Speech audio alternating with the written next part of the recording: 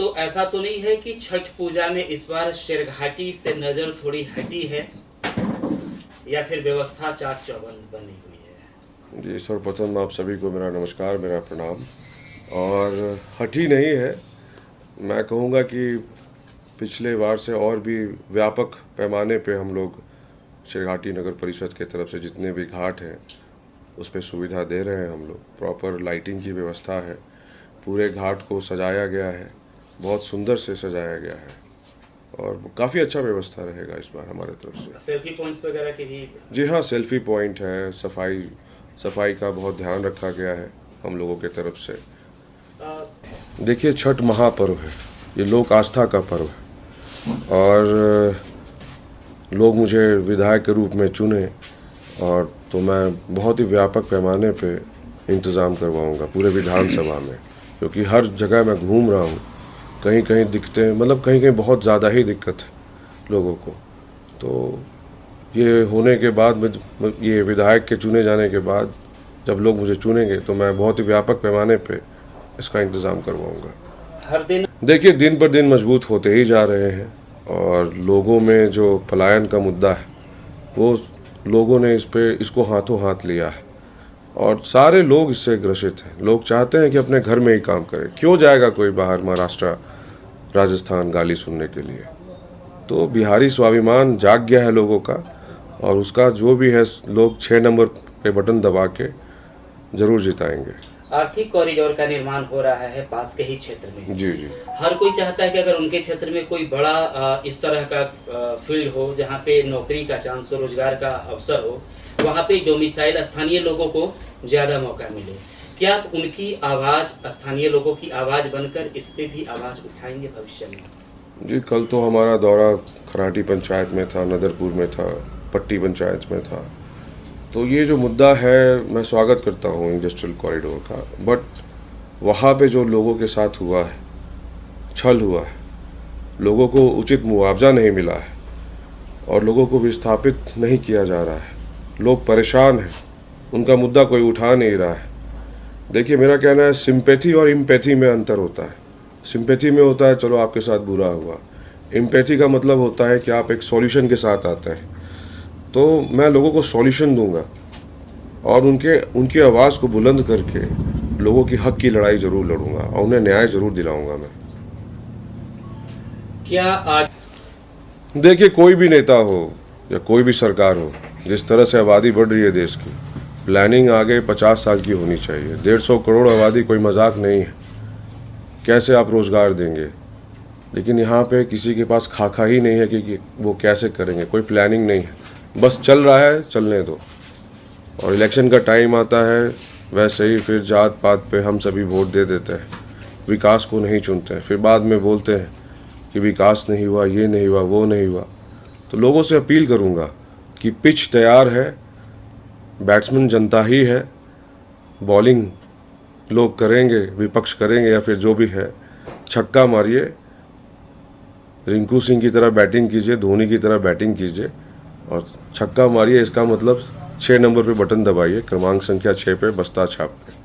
मैंने पहले भी कहा ना कि यहाँ पे सबसे बड़ा मुद्दा पलायन है, सबसे बड़ा मुद्दा बेरोजगारी है और लोग परेशान हैं।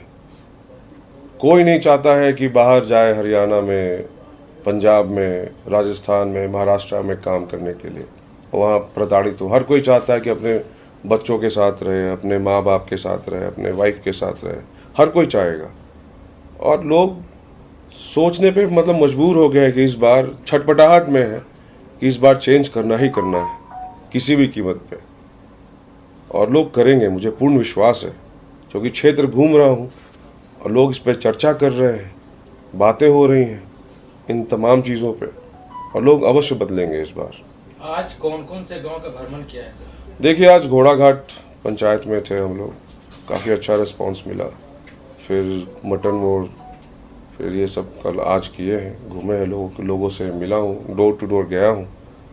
काफ़ी लोगों ने मतलब आश्वासन भी मिला है और लोग बहुत तैयार बैठे हैं कि बस किसी भी तरह 11 तारीख आए और हम 6 नंबर पे बटन दबाएं। सर, ये राज्य का भी सीमावर्ती क्षेत्र है जहां से आप भ्रमण करके आ रहे हैं। जी, जी। और इस विधानसभा का भी ऑलमोस्ट वो सीमावर्ती क्षेत्र है। जी। तो किस तरह की परेशानियों को आप देख पा रहे हैं, ताकि अगर अवसर मिले तो आप उस पर काम करें? देखिए, एक मुद्दा और है, एक है दारूबंदी का मुद्दा। आप उसको देखेंगे कि जिस तरह से दारूबंदी के कारण स्पेशली जो महादलित समाज है उसको प्रताड़ित किया जा रहा है। और दारूबंदी कानून आप देखेंगे कि 5500 अगर फाइन है या 6000 फाइन है तो लोगों से वसूली की जाती है 11-11 हज़ार। और मतलब ये बेतुका कानून है। मतलब मेरे इस बात से आप ये ना समझे कि मैं बोल रहा हूँ कि दारू सही चीज़ है, दारू है खराब चीज़। मतलब जिस तरह से आप इस कानून को लागू किए हैं ये गलत है। आप चले जाएं यूएई में, आप चले जाएं और भी जो देश हैं वहाँ पे लाइसेंस मिलता है, मतलब एक प्रॉपर तरीका है लागू करने का। तो यहाँ पे एक बेवकूफ़ी की तरह इसे लागू कर दिया गया, जिसके कारण आप देखे होंगे कि बोध गया में जितने भी बड़े बड़े होटल्स हैं वो बंद हो गए, टूरिस्ट नहीं आ रहे हैं, कितने लोग बेरोजगार हो गए। तो इस बात को समझना चाहिए और कानून को सही तरीके से लागू करें। अगर कोई दारू पी के चला रहा है गाड़ी तो उसका लाइसेंस कैंसिल कर दीजिए। पीने का एक जगह है, स्थान, वहाँ पिए। तो इस तरह से बेतुका टाइप से जो कानून लागू किया गया है, मैं इसका विरोध करता हूँ और मैं चाहूँगा कि इसको जल्द से जल्द बहाल किया जाए ताकि कमज़ोर लोग परेशान ना हो। सरकारी कार्यालयों में आम लोगों के लिए कई परेशानी का सबब है, कई तरह का परेशानी है।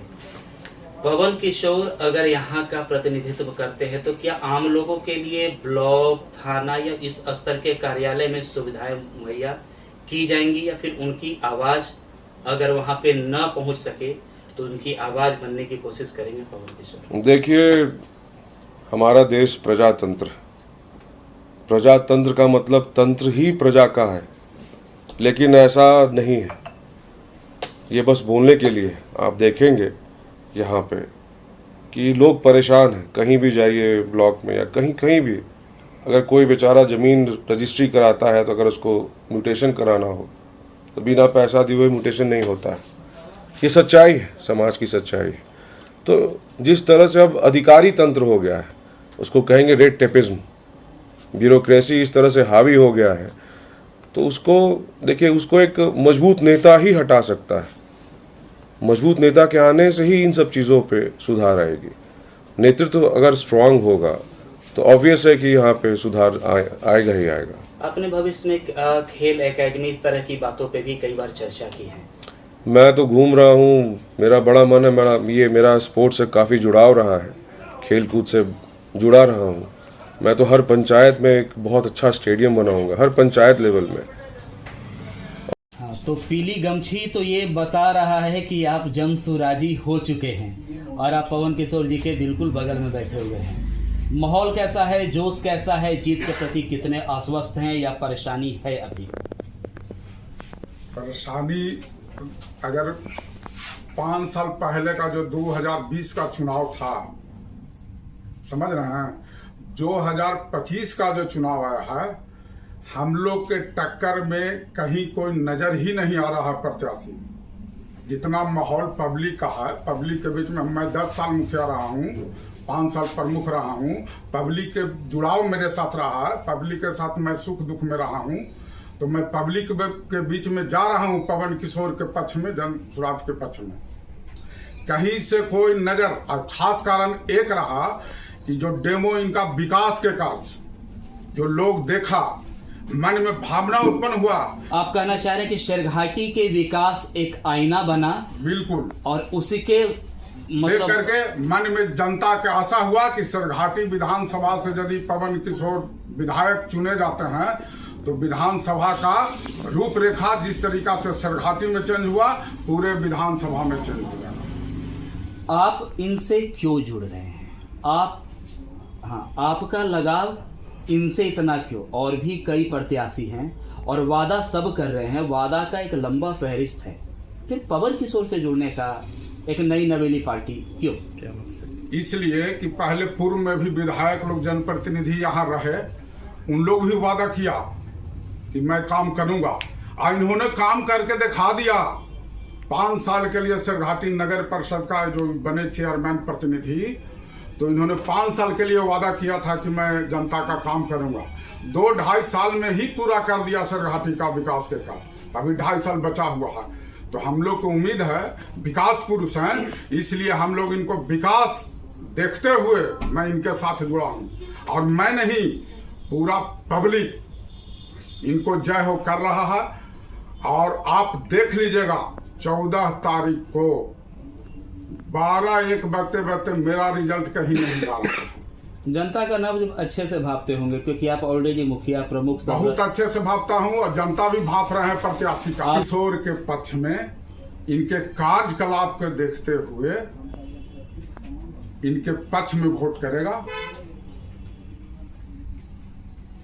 भविष्य में अगर किसी को पवन किशोर से मिलना हो तो आपसे मिलने के बाद मिलने का रास्ता मिलेगा या वो डायरेक्ट? नहीं, ये तो पहला मेरा प्रश्न का उत्तर दे दिए। मैं पहले बोल चुका हूँ कि ललन मुखिया को मत जानिए, आप डायरेक्ट जैसे पब्लिक से घाटी का लोग जा रहा है, आप पवन किशोर हर व्यक्ति गरीब हो अमीर हो सबसे मिलते हैं, उसी प्रकार से आप लोग से डायरेक्ट मिलेंगे।